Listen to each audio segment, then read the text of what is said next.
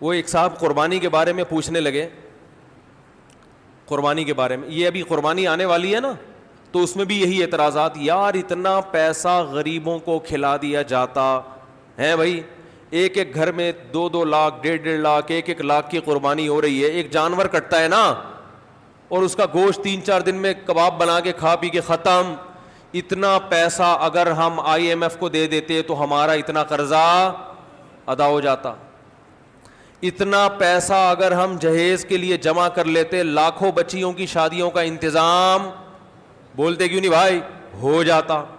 بہرحال بہت کچھ ہو سکتا تھا نا، اتنا پیسہ ہم اپنے بچوں کی پڑھائیوں پہ لگا دیتے تو بچے، ہمارے ملک سے جہالت کا خاتمہ ہو جاتا،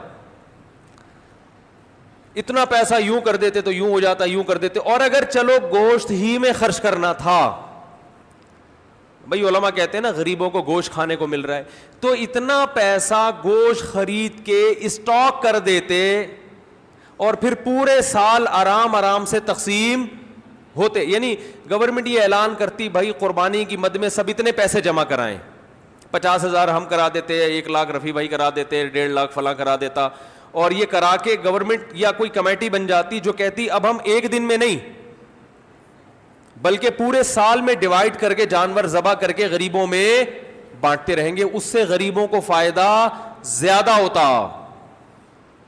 بھائی 3 دن میں ہی آپ نے لاکھوں کروڑوں جانور کاٹ دیے، اس میں تو ضائع بھی بہت ہوتا ہے نا۔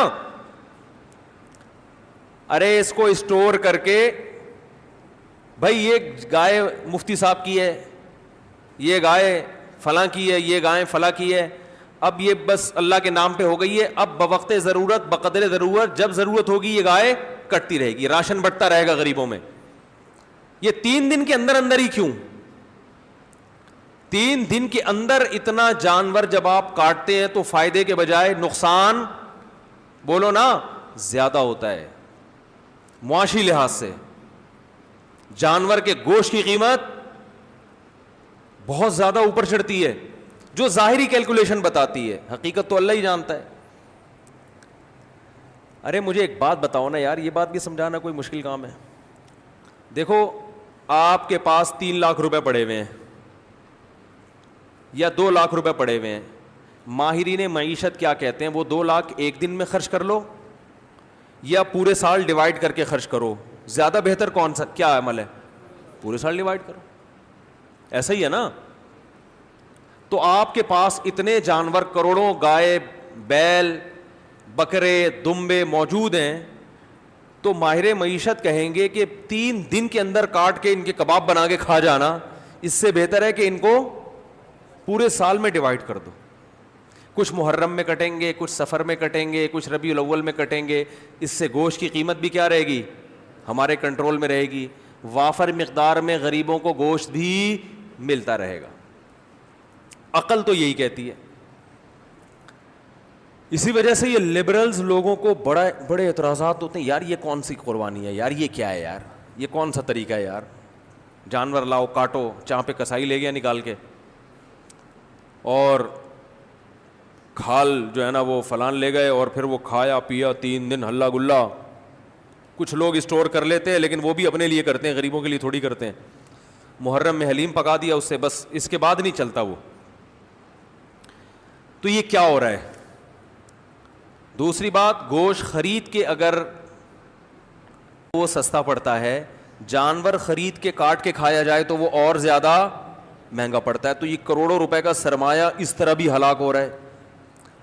ارے یہی بکرا آپ عام دنوں میں خریدو آدھی قیمت پہ ملے گا، بلکہ گوشت خریدو تو اور سستا ملے گا، اور گوشت بھی اپنی مرضی کا ملے گا۔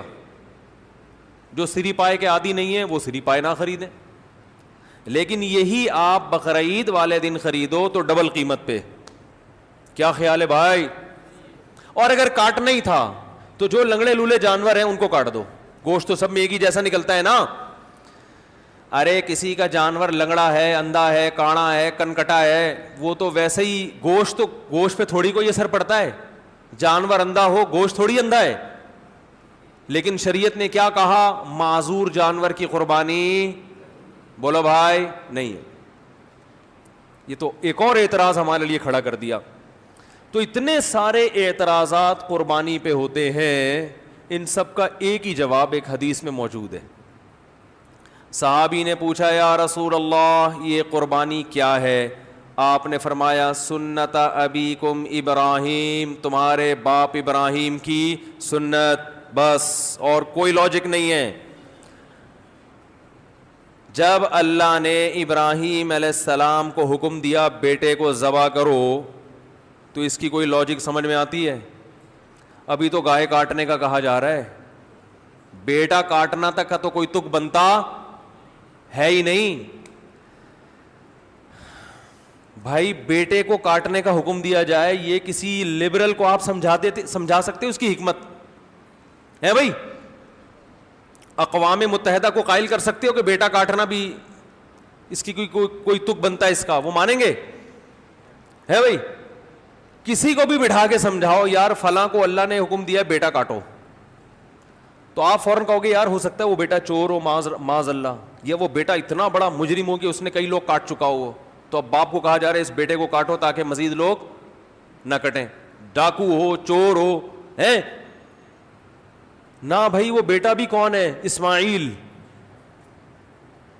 پیغمبر کا بیٹا, اور جس کے بارے میں بشارت دی گئی تھی کہ بطور انعام کے دیا جا رہا ہے آپ کو, آپ کی قربانیوں کا صلہ ہے یہ بیٹا, بطور گفٹ, جس کے اچھا ہونے میں دو رائے نہیں ہو سکتی. ایسے بیٹے کے بارے میں حکم دیا جا رہا ہے ابا کو کہ اس بیٹے کو کیا کر دو؟ ذبح کر دو. آپ کہہ سکتے ہیں ہو سکتا ہے بچے کا امتحان لیا جا رہا ہو کہ یہ بچہ کتنے پانی میں ہے, کاٹنے کا اصل حکم نہ ہو بلکہ اللہ دیکھنا چاہ رہے ہو کہ بچہ آگے سے رسپانس کیا کرتا ہے.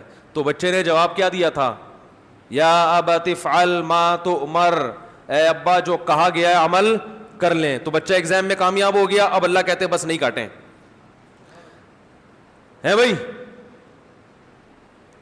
تو جیسے ابراہیم علیہ السلام کو حکم دیا اپنے بیٹے کو کاٹیں, اس کی لاجک کچھ بھی نہیں ہے سوائے اس کے کہ ابراہیم بھی اللہ کے, بیٹا بھی اللہ کی مخلوق پہلے ہے, ابراہیم کا بیٹا بعد میں.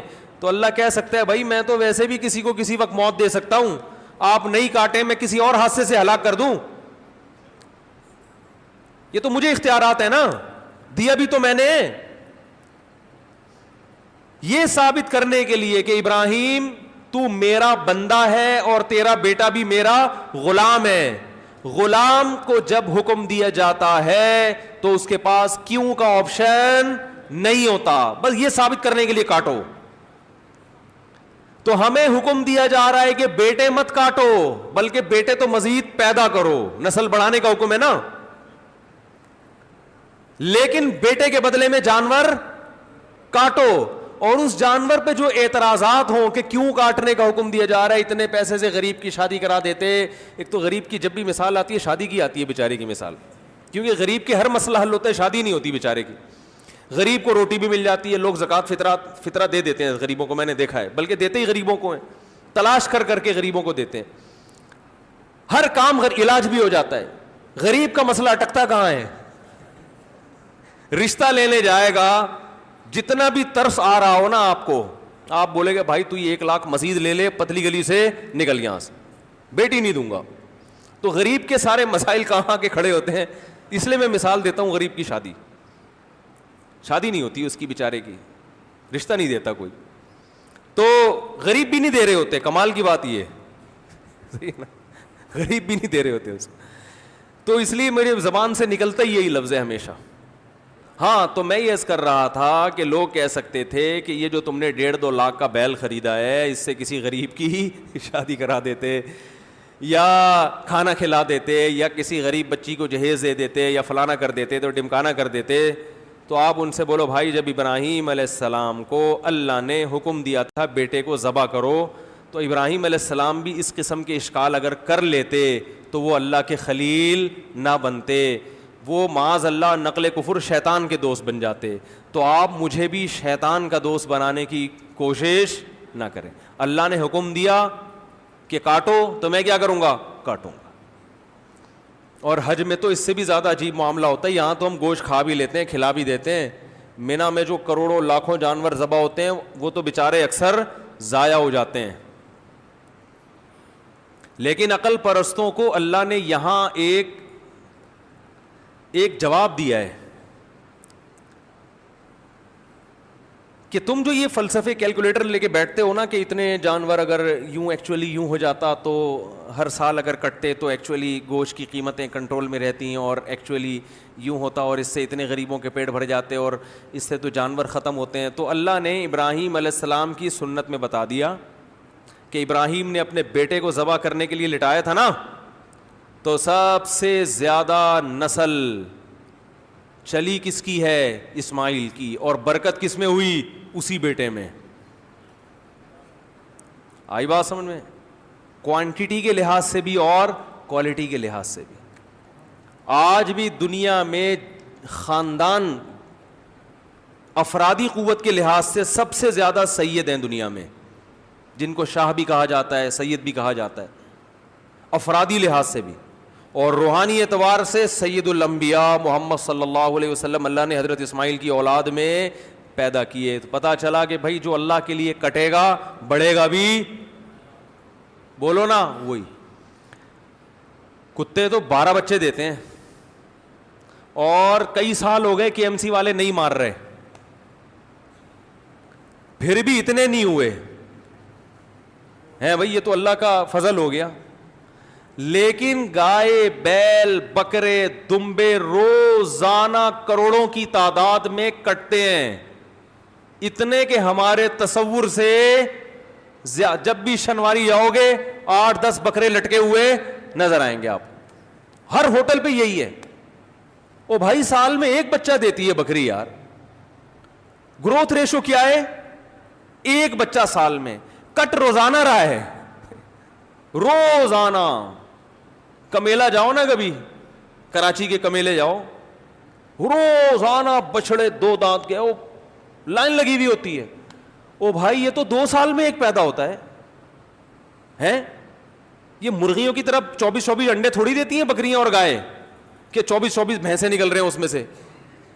اتنا کٹ رہا ہے, اتنا کٹ رہا ہے, اتنا کٹ رہا ہے. اور پھر بقرعید کے 3 دنوں میں دیکھو اور پھر حج میں دیکھو, ختم ہونے کا نام بولو بھائی نہیں لے رہا. یہ ہے کوانٹٹی کے اعتبار سے برکت. اور کوالٹی کے اعتبار سے برکت دیکھو, جو طاقت صحت اللہ نے ان 4 جانوروں کے گوشت میں رکھی ہے وہ کسی اور کے گوشت میں نہیں ہے. مرغی کھانے سے طاقت, بول لو, مرغی کچھ نہیں بگاڑ سکتی آپ کا. ان مرغیوں میں دم ہی ختم ہو گیا ہے. یہ آپ کو کیا, آپ ان کے خلاف جتنا بھی احتجاج کرو یہ کچھ نہیں کرے گی. بکرے کے خلاف بولنے سے پہلے سوچنا. صحیح بتا. روحانی برکت بھی ہے. میں اکثر ایک مثال دیتا ہوں نا, وہ ہم جب چھوٹے بچے تھے تو شعیب اختر تھا بہت فاسٹ بالر, تو اس کی بالنگ کا سنتے تھے. میں تو نہیں دیکھتا تھا اس وقت ٹی وی, تو سنتے تھے بہت فاسٹ بالر ہے. تو اس دور میں انڈیا کے کسی شعیب اختر, کیا میں نے بولا, ایکٹر بولا, ایکٹر نہیں کھلاڑی. انڈیا کے اس دور میں کسی کھلاڑی کا انٹرویو آیا کہ پاکستان کے پاس اتنے فاسٹ بالر ہیں, آپ کے پاس کیوں نہیں ہے؟ تو انڈیا کے اس کھلاڑی نے کہا کہ شعیب اختر گوشت کھاتا ہے, ہم گوشت, بولو بھائی, نہیں کھاتا. واگا بارڈر پہ چلے جاؤ, گوشت کا سبزی سے مقابلہ آپ کو نظر آئے گا وہاں. میں 2 دفعہ واگا بارڈر پہ گیا ہوں, بار بار دل چاہتا ہے, لیکن اب چونکہ ذرا مشہور ہو گئے ہیں تو ہر آدمی وہ پھر تصویریں لے کے ڈالنا شروع کر دیتے ہیں, اور ایک عجیب ہی. تو واگا بارڈر پہ آپ جائیں, ایک طرف گوشت نظر آئے گا, دوسری طرف بولو بھائی سبزی. آوازوں میں دم دیکھو, ایک کی دھاڑ جیسے شیر دھاڑ رہا ہے, قد ہے بھائی جیسے بیل. تو یہ برکت کس کی ہے؟ گوشت کا مقابلہ سبزی سے دیکھنا, سبزی سے کرنا ہے تو ابھے نندن کی چائے دیکھ لو.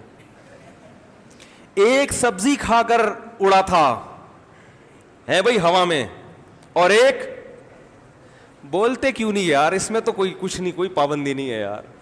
آپ تو گوشت کھاتے ہو نا. ایک نے سبزی کھائے تھے ٹماٹر, جس پہ پھر ہم پہ پابندی لگائی گئی کہ ٹماٹر پہ پابندی لگا رہے ہیں ہم. لگا دو پابندی, گائے پہ پابندی نہ لگانا. انڈیا نے دھمکی دی تھی نا ہم تمہارے ٹماٹر بند کر دیں گے, تو ہمارے یہاں تو ٹومیٹو کیچپ میں ٹماٹر نہیں ڈلتا. ہمارے یہاں تو ٹومیٹو کیچپ میں نہیں ڈلتا ٹماٹر, وہ پتہ نہیں کیا ڈل رہا ہوتا ہے. تو ٹماٹر بند کرنے سے ہمارا کوئی نقصان نہیں ہے. انڈیا سے جو گائے آ رہی ہیں اور وہ بیل آ رہے ہیں نا, جو ہندو نہیں کھاتے, یہ آپ بہت اچھا کرتے ہو, بہت اچھا. آپ گائے کو اپنی ماں سمجھو, گائے کی سیوا کرو, سجدہ کرو گائے کے سامنے, ہمیں کوئی اعتراض نہیں ہے, کیونکہ آپ کھاؤ گے تو ہمارے لیے کھانا مہنگا ہو جائے گا تھوڑا سا. تو اگر آپ یہ دھمکی دیتے کہ ہم پاکستان کو قربانی کی گائے بند کر دیں گے تو ہم پریشان ہوتے. بھائی ہمیں تو واہگہ بارڈر پہ آپ کے خلاف جو نعرے لگانے پڑتے ہیں وہ گائے کا گوشت کھائے بغیر ممکن نہیں ہے. ہمیں جو اڑتے ہوئے جہازوں کو کنٹرول کر کے زمین پہ لا کے پائلٹ کو چائے پلا کے واپس بھیجنے کا عمل ہے, یہ گائے کا گوشت کھائے بغیر ممکن نہیں ہے. گائے بند نہ کرو ہماری. اب مجھے ڈر ہے کہ وہ بھی گائے کھانا نہ شروع کر دیں یہ بیان سن کے, لیکن ان کو ٹائم لگے گا. آج اگر وہ ہندو گائے کھانا شروع بھی کرتے ہیں تو وہ تو ظاہر ہے ان کی جین میں شامل ہونے میں 5-6 صدیاں بھی گزریں گی. ہم تو ہزاروں سال سے کھا رہے ہیں بھائی. ابھی آپ کو گائے کھا کے بھی ہمارا مقابلہ کرنے میں 200-400 سال لگیں گے. یہ گائے. باقی آپ کہہ سکتے ہیں وہ گائے کھانے سے کولیسٹرول بڑھتا ہے, وہ اس لیے بڑھتا ہے کہ وہ پھر کام جہازوں والے نہیں ہو رہے نا. سارے تھوڑی ابے نندن کے مقابلے میں ہوا میں یا واگا بارڈر پہ پریڈ کر رہے ہیں. زیادہ تر تو گائے کھا رہے ہیں اور کمپیوٹر کے آگے بیٹھ کے بس یہ انگلیوں کی جو مسل ہے نا ان کی ایکسرسائز ہو رہی ہے. اس کے لیے گائے کھانے کی ضرورت بولو بھائی نہیں. آفس میں بیٹھے ہوئے ٹھش پش, تو اس سے کیا ہوگا؟ تو پھر وہ ظاہر ہے پھر تو پھٹو گے. گائے پھر یہ گائے کی توہین ہے. یہ جو گائے کا گوشت کھانے سے کولیسٹرول بڑھتا ہے یہ گائے کے گوشت کی توہین کی وجہ سے بڑھتا ہے. کیا آپ نے بڑا گوشت کھایا, کام بڑے نہیں, کام چھوٹے چھوٹے مرغیوں فارمی مرغی جیسے کام کر رہے ہیں آپ, اس لیے کولیسٹرول بڑھتا ہے, ہارٹ اٹیک ہوتا ہے.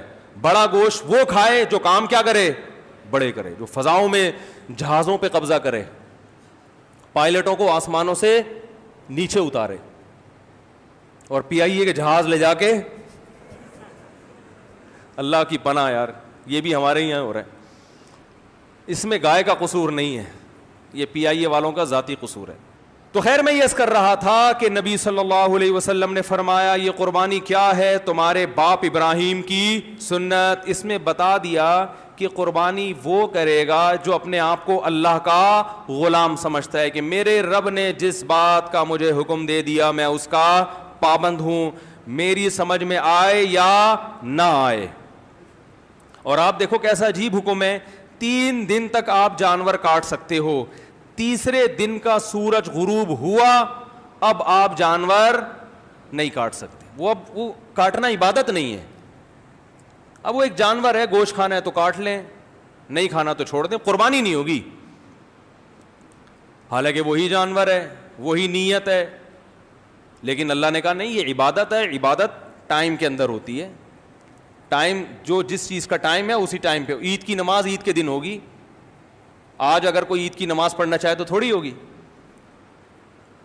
تو اسی طرح یاد رکھیں جیسے اللہ نے قربانی کا حکم دیا یہ بتانے کے لیے کہ اس حکم پر وہی عمل کریں گے جو مجھے اپنا رب سمجھتے ہیں.